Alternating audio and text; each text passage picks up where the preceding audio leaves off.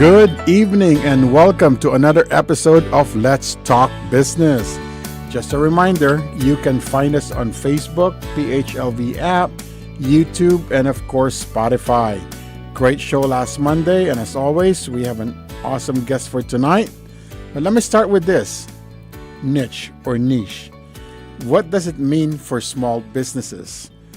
Well, a niche in small business is a specialized or focused area of a broader market that businesses can serve to differentiate themselves from the competition. Small business owners usually get an idea for their business by finding a niche which is underserved or unmet in their industry. So here's some examples. So if you're talking about retail, pet foods, that's a good one. Trendy fashion, right? Or something eco-friendly. A lot of people want that eco-friendly stuff. If you are in the healthcare business, the niche could be you want to supply nurses. You want to be, let's say, a home healthcare provider. Yeah, those are all niche businesses. My son, who is in digital marketing, works for an online trendy fashion show company here in Las Vegas that targets younger demographics. That is a great niche, selling trendy clothing and clothes. So here are the reasons why having a niche is so important. Number one, lower cost of advertising by knowing your ideal clients. So when you have a niche, you don't have to advertise to the whole wide world, right? You can target your market, right? So for example, let's use my son's company as an example. Young, trendy demographic. That's it. So they advertise through social media mostly. Emails, text, there you go. So you can cut the cost by knowing exactly who you're going after. Remember we had that tea place come as a guest here not too long ago? His target market are just people that love tea. I mean, pure tea. So there you go. That's his market. Number two, you can hone your skills and become a real expert in your industry. So not only can you be successful in your business, but you can be a resource, a real trusted resource for that brand. So for example, if you're an adult daycare, that's a niche, and you're great at it, you become a resource for other adult daycare owners or somebody who wants to get into that industry. Number three, you can attract a more loyal customer base. Niche products develop loyal following, which leads to your loyal repeat clients. Right?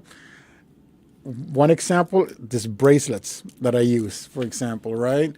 These have become so popular. This is a niche in retail. I'm a loyal client for them. Well, the truth, of course, is after a while it expands and you need to buy a new one. So there you go. Number four, you stand out in your category. This is especially hard in retail as there are so many different products that fall under. Like, for example, if you're a department store, you got to carry a lot of everything, right? Versus if you just sell shoes, then people will come to you if they just need shoes, right? Yeah. Be part of success trends that can attract more clients, such as healthy foods. God, look at what it's done for Whole Foods, for Trader Joe's, things like that. Or even restaurants like vegan restaurants, right? Yeah. Higher price inventory. Since if you're selling a niche product, for example, sometimes there's a higher profit margin because it's not common and there's less competition. So you can have a higher profit margin. Again, remember that's actually what that tea place came in for, talking about profit margin. Number seven, increased focus reduces burnout and being overwhelmed. It reduces stress. There are different types of personalities that can run multiple businesses or just want to have one that you can truly be good at and grow.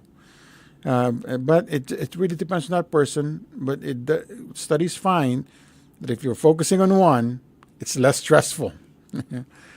I always tell aspiring entrepreneurs to go with what you know first. So, for example, there's a lot of people in healthcare, let's say nurses, tell me, hey, Sonny, I want to go into business. Okay, that's good. Why don't you stick with something that you know first rather than going something completely different? Oh, okay, I'm going to open a pizza place. Yeah, so there you go. Number 8, you make smarter decisions. You can always ask if what you want to do aligns with your goals and values. And it's a lot easier to do that when you have a niche product or service. A niche encourages collaboration instead of competition. Especially if you're so specialized, you are seen as a non-threat to others.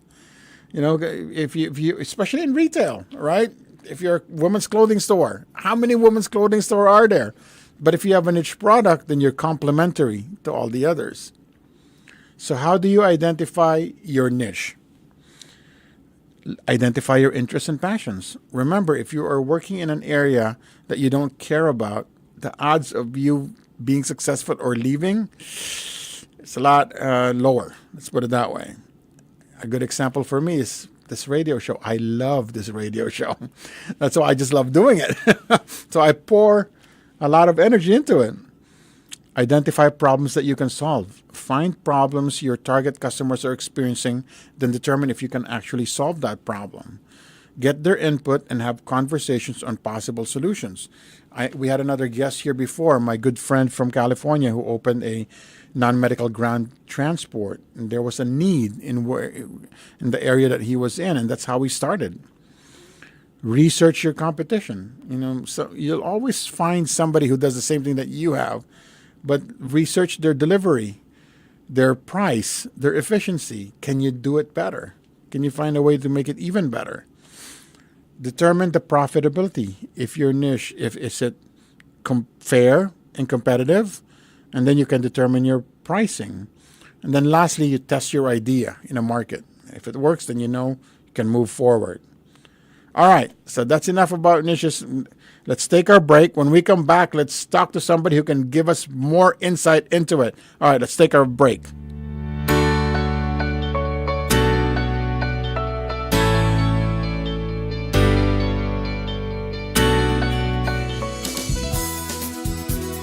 Just like a friend from back home. This is your Filipino radio experience in Las Vegas. PHLV Radio. PHLV Radio.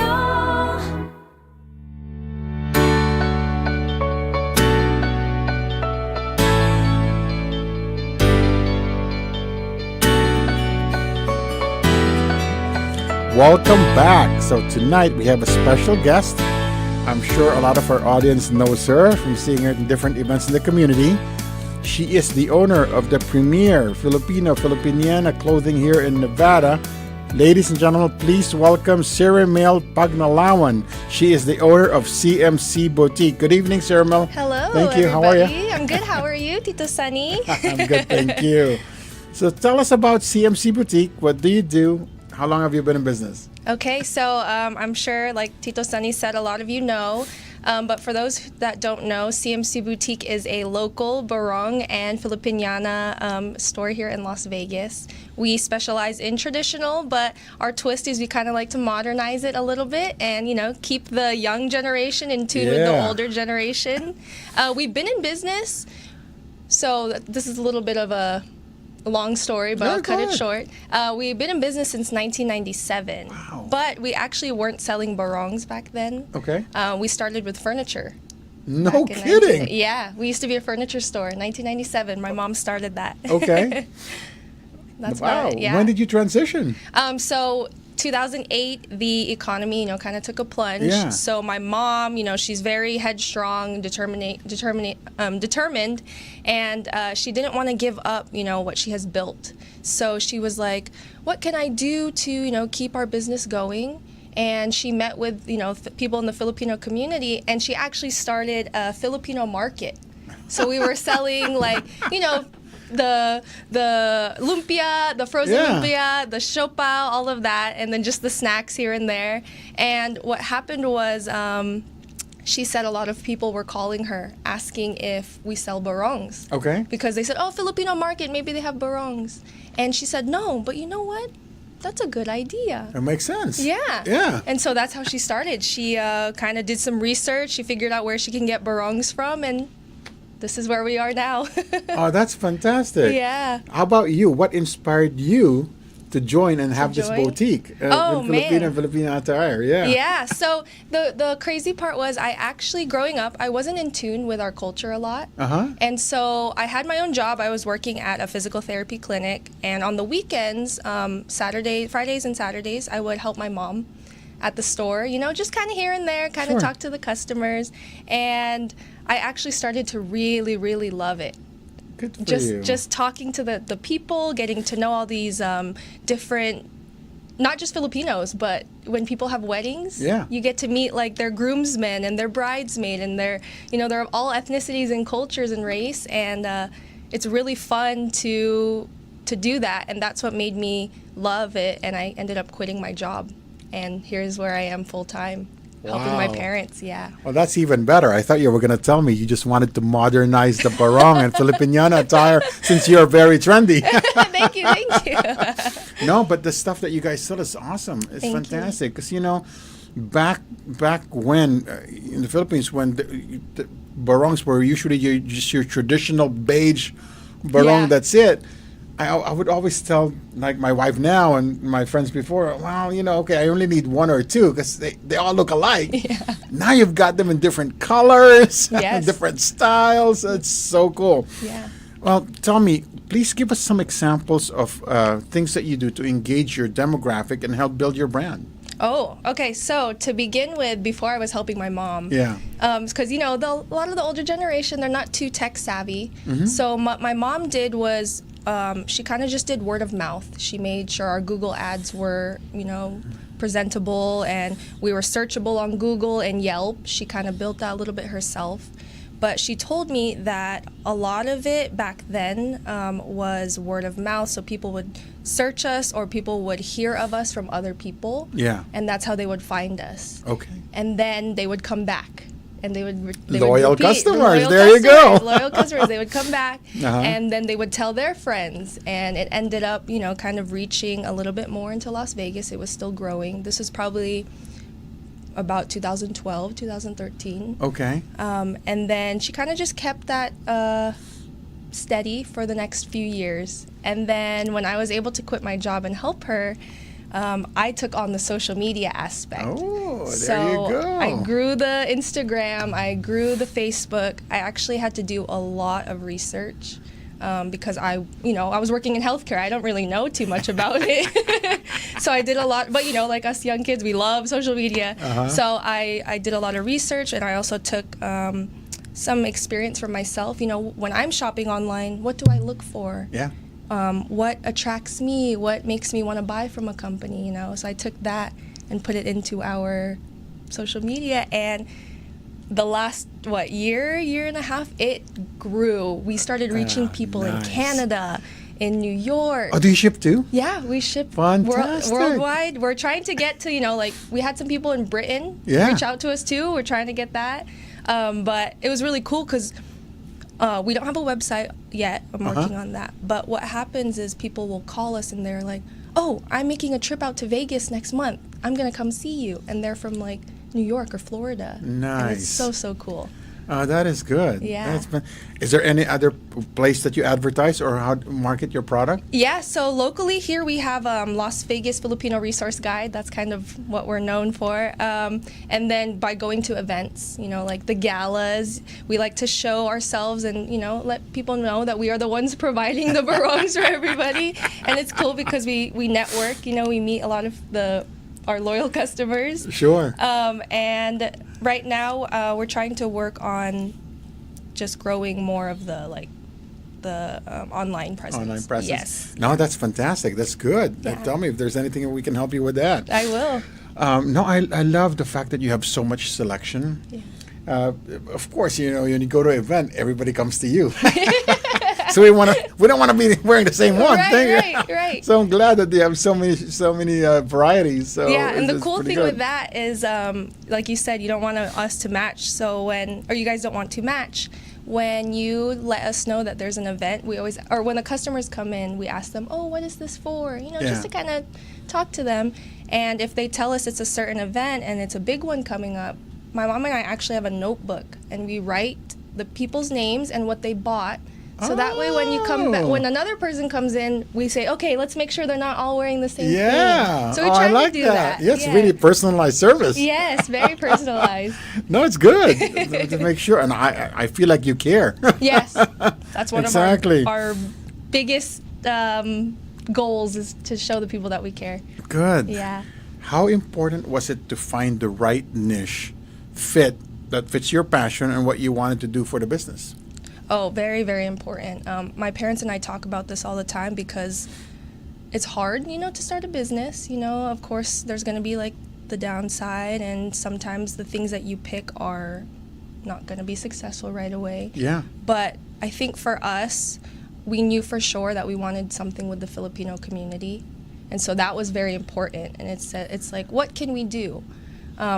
To date back to when my mom started the furniture business, she actually was doing furniture and karaoke. So that was our Filipino aspect of it, the karaoke. Okay. I like that. Okay. So see how she kind of kept that niche of like catering to our community because it's so valuable to us.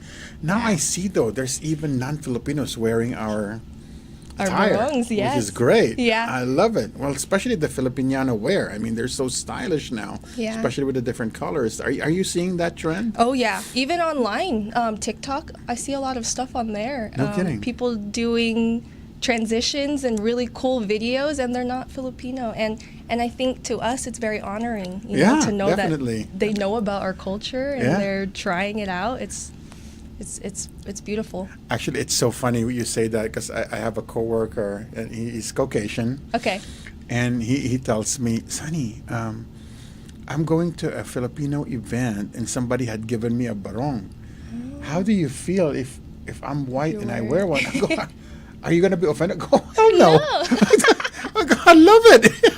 I love that you're wearing it. It Yeah. means you love our culture. You love Exactly. what we have. Yeah, no, go for it. Yeah, But it's just funny that they would think that way. Yeah, because the same thing happens like when the groomsman comes in. They're like, oh, I can't wear this. I'm not Filipino. And my mom's like, that doesn't matter. You're once you put it on, you're part of the family. Yeah, exactly. Well, unbelievable, huh? What would you be your best advice for entrepreneurs when starting a business and looking for a niche? Yeah.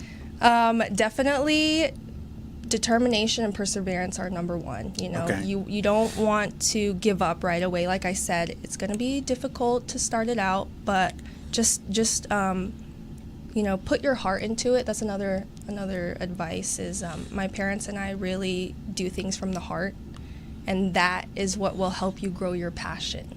That's good. So like for me, when I quit my job to here, I really was like, I'm gonna give my all because this is something that I'm starting to enjoy, and here I am, and I absolutely love it. I didn't think I would see myself having so much fun just talking to people and telling them about our culture. It's really cool. And then another advice would be to just be honest. Be honest with yourself. Be honest with the customer always. Okay.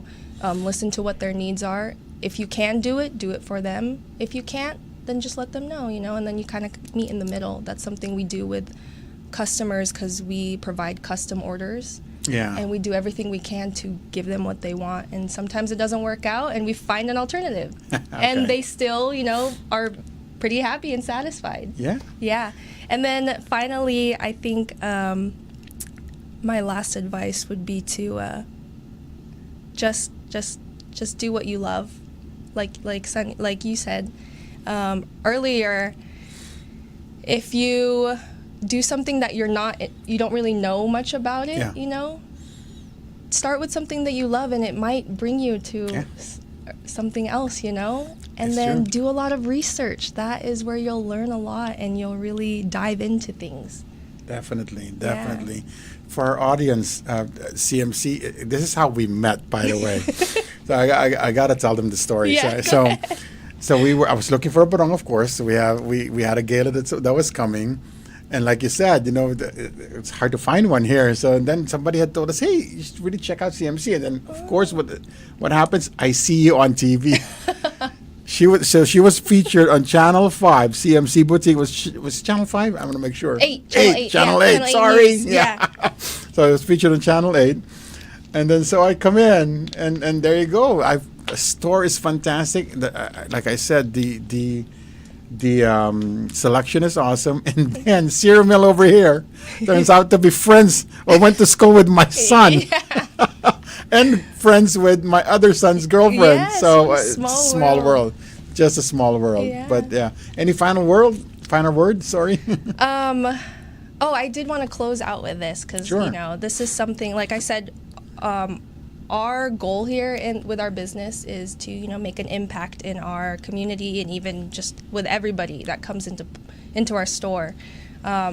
When you get people who are stressed out from their wedding, you know, we try to help them as much as possible to the point where finding the clothes isn't stressful for them. You know, that's what what we push for. Okay. And we have people who come in for funerals and it's a sad time and we try to talk to them, and Yeah. we had a customer tell us, you know, this is the first time I've laughed since What happened? what happened. Yeah. And they're like, I just want to thank you for, you know, really helping me come back to reality. And at the end of the day, that's the most rewarding part for us. Oh, is that's when nice. the people are like so thankful, and they'll text my mom Yeah. and they'll say, "Oh, you're my favorite tita," and you know, we don't even we don't know them that well, and they call us tita, ate, Yeah. and then they keep in touch. And we had customers who months later they'll come back into the store just to show us the pictures they took.